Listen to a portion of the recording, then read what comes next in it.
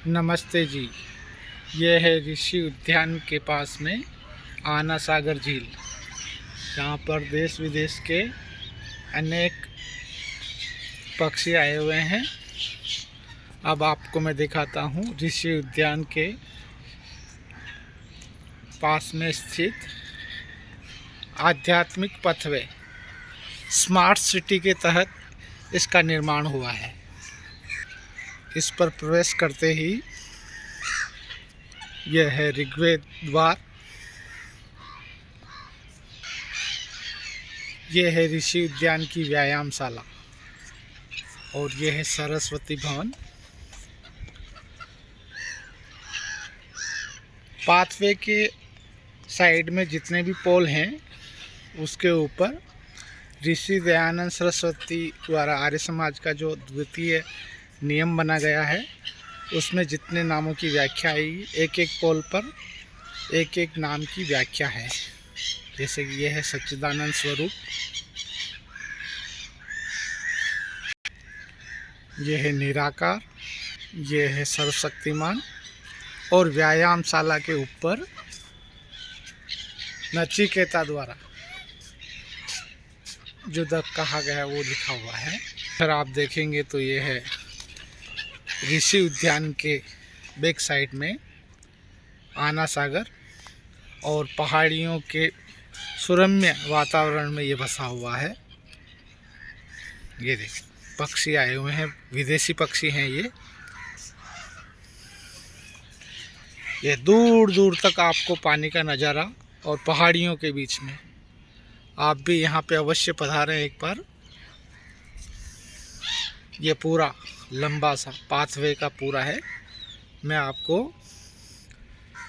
परमेश्वर के नाम और ये रहा द्वितीय द्वार, इसका नाम यजुर्वेद द्वार है। ये ईश्वर का दयालु नाम, क्योंकि वो दयावान है। यह अजन्मा, दोनों ओर यजुर्वेद लिखा हुआ है। व्यायामशाला, स्टोर और ये ऋषि उद्यान का गार्डन। ईश्वर का अनंत, अर्थात ईश्वर का कोई अंत नहीं है, इससे उसका नाम अनंत है। ये परमात्मा का निर्विकार नाम है, अर्थात परमात्मा में किसी प्रकार का कोई भी विकार नहीं होता। यह अतिथिशाला, वैचारिक क्रांति के लिए सत्यार्थ प्रकाश पढ़े, यह कोटेशन इसके ऊपर लगा हुआ है। यह है पाथवे से आना सागर से ऋषि उद्यान में प्रवेश करने का द्वार। यह है परमात्मा का अनादि नाम, क्योंकि परमात्मा का कोई आदि नहीं तो अंत भी नहीं, इसीलिए उसे अनादि कहते हैं। परमात्मा का एक नाम अनुपम भी है, उसके परमात्मा के बराबर किसी की उपमा नहीं, अर्थात वो अनुपम है।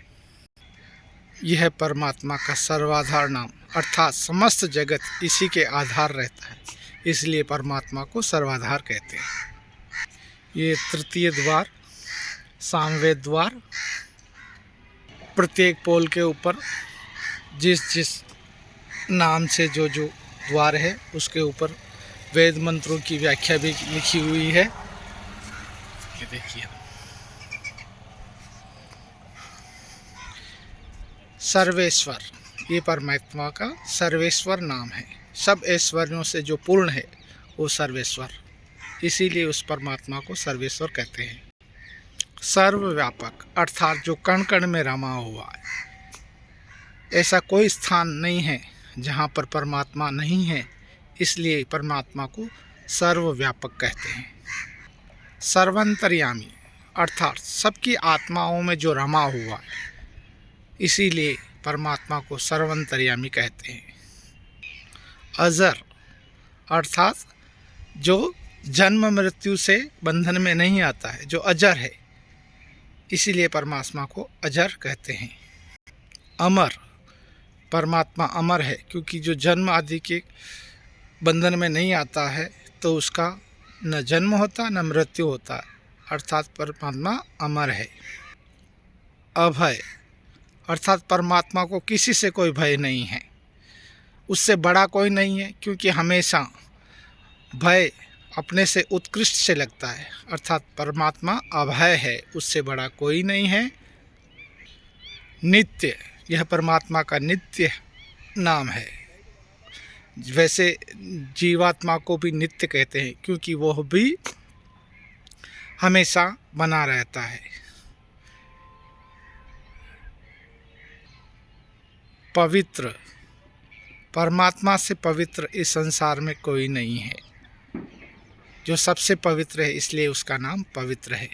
सृष्टिकर्ता, अर्थात जो सृष्टि का निर्माण करता है, इसलिए उस परमात्मा का नाम सृष्टिकर्ता है। ये ओमानंद भवन है। यहाँ पर इस भवन में सन्यासी, वानप्रस्थी आदि ठहरते हैं। इसी के पीछे एक छोटा सा कक्ष बने हुए हैं 3, जिसमें आश्रम में रहने वाले कर्मचारी आदि रहते हैं। इसी के ऊपर याज्ञवल्क्य और मैत्रेयी के संवाद का बोर्ड लगा हुआ है। और यह अंतिम द्वार सामवेद अथर्ववेद द्वार है। यह आप देखेंगे ओमानंद भवन, इसमें 16 कक्ष हैं। ये 4 मंजिला है। और ये है अथर्ववेद द्वार, पाथवे का अंतिम द्वार, और इधर से प्रथम। और इधर देखेंगे आप पहाड़ों के नीचे ये आना सागर, देखिए अब दूर दूर तक पीछे पहाड़ियाँ दिखती हैं।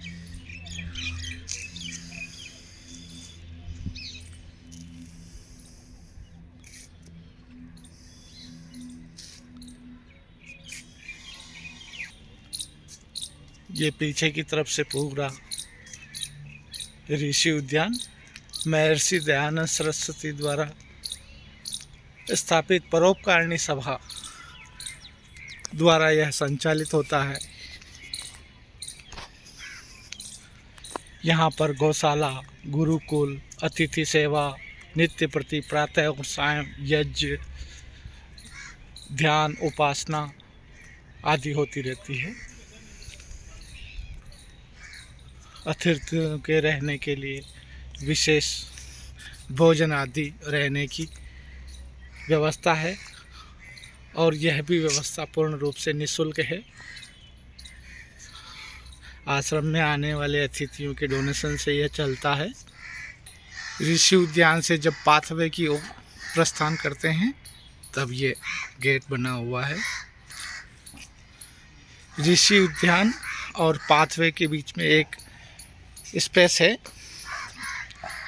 उसमें भी प्रत्येक पोल पर परमात्मा के नाम लिखे गए हैं। यह है आर्य समाज के 10 नियम, जो अतिथिशाला के दीवार पर लिखे हुए हैं।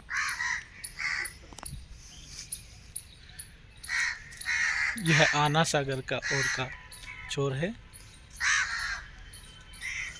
ये आप देखिए,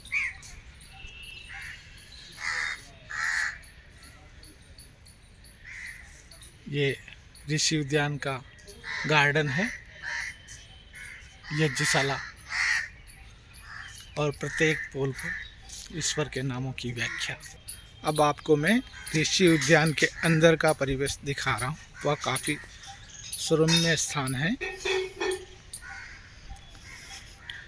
ये सबसे पुराना सरस्वती भवन है।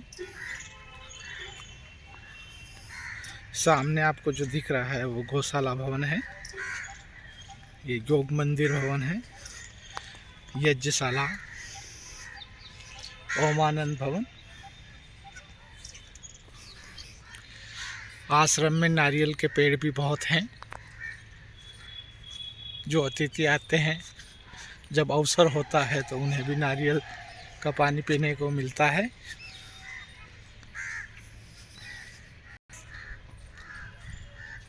जो भी इस वीडियो को देख रहे हैं, हम आपसे प्रार्थना करते हैं कि एक बार ऋषि उद्यान जरूर पधारें।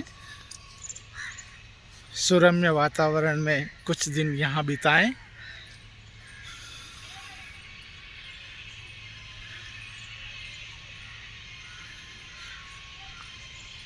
आपने यहाँ तक पूरा वीडियो देखा, इसलिए आपका बहुत बहुत धन्यवाद।